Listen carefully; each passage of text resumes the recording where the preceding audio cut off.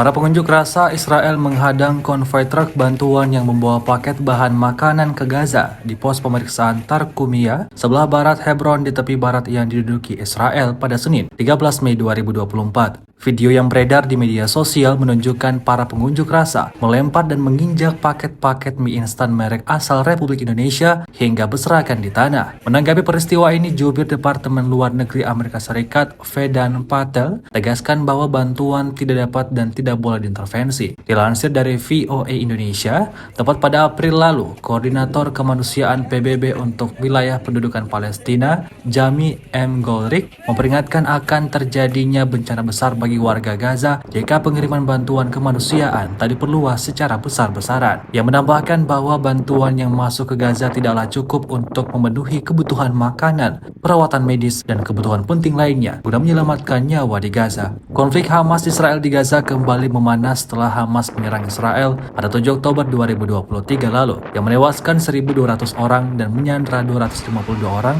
menurut penghitungan Israel. Lebih dari 35.000 warga Palestina tewas dan lebih dari 78.514 terluka dalam serangan Israel, menurut Kementerian Kesehatan Gaza.